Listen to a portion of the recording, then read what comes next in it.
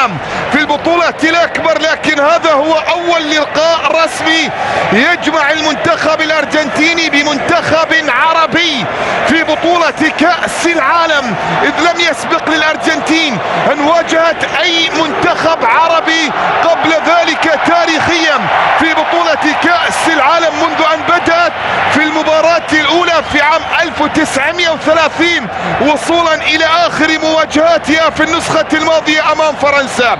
هنا صافرة البداية يطلقها الحكم السلوفيني سلافكوف إنيتشيتش الذي يعلن عن بداية وانطلاقة المواجهة ما بين المنتخب السعودي والمنتخب الأرجنتيني في هذا اللقاء. الأرجنتين الأخضر وبخيارات هيرفي الأرجنتين بأسمائها الكاملة بحضورها الكبير. لعويس يصد في المرة الأولى، لا زالت مستمرة وقائمة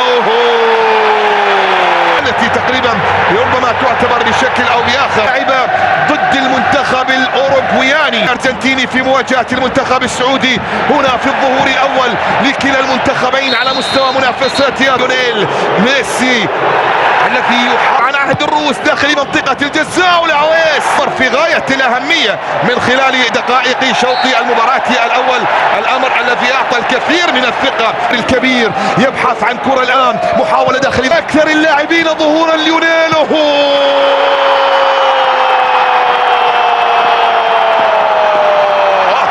لأن الآمال تتعلق على أقدامه ولأن المسؤولية هو دييغو أرماندو مارادونا الذي كان إليهم كريستيانو ليونيل ميسي سجل. واللاعب الإبريرة داخل منطقة الجزاء عادت إلى صعود عرضية داخل المنطقة، لكن في أحضان حارس المرمى في أحضان حارس سلافكوفيتش. كرة بمحاولة ملعوبة في الجهة دون ليلتقون مرة أخرى في بطولة استبريكان عرضية داخل المنطقة، لكن أيضا تغطية تعديل أو تقليص الفارق أو التعديل عفوا. كرة بمحاولة راية موجودة نعم التسلل على اللاعب اللي هو أيضا هو الآخر ب 34 سنة. كرة بمحاولة ملعوبة الآن وصلت في الجهة اليسرى، تسديدة توتي. ليش رجع العويس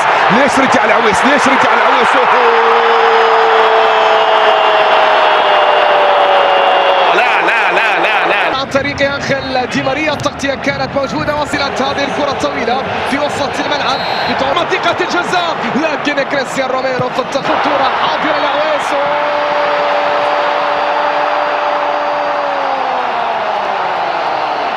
لوتارو مارتينيز. هل كان هناك تسلل؟ نعم تسلل للحراس. سالم يرسل كرة عالية، لا العالم امام المنتخبات الاسيويه.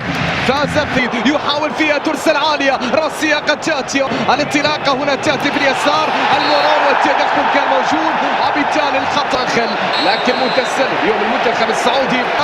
انطلاقاتك روعتك مرورك. ياسر الشهراني عنده كره تمريره من الطرف. لوتارو يمر يسدد ويسجل ثاني الاهداف، ولكن هناك تسلل موجود. هناك حذاري من التمريرات الخاطئه ومن خسر محاوله قائمه. انطلاقه ارجنتينيه لكن افلت من انخيل دي ماريا باتجاه ليو. عنده كره لكن ممتاز سعود عبد الحميد. ممتاز محاولة المرور والتقدم والعرضية، لكن امرأة الطرف الأيمن ترسل الكرة عالية. التغطية كحضر لكن ممتازة هنا في التصدي والتسديدة بعيدة مرت بالسلام. كرة اللعب يحاول فيها التقدم في اليسار، لكن يرسل كرة طولية لكن سهلة أقرب. سنفذت فيها التذاكر هنا محاولة سلم الدوسري، لكن حارس المرمى إيميليانو مارتينيز يتصدر الطرف الأيمن. عادت إلى أنخيل دي ماريا. رودريغو ديبول عنده كرة يحاول فيها عرضية لريقي باريديس. عالية الكرة، محاولة خطيرة تأتي ولكن سهلة عند حارس المرمى. نقلة حسان تبكتي طالع جول.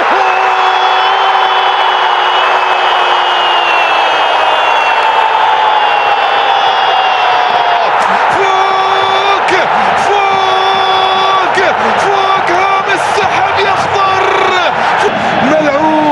ملعوب وقاوم يا سعود، تقدم يا سعود. هات الأول بحكم أن المنتخب السعودي قادر. من نواف في شيء جاي من نواف.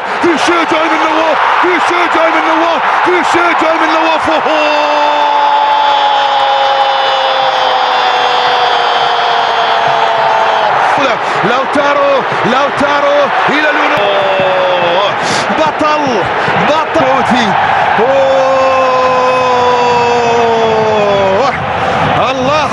الله كم درح لبح.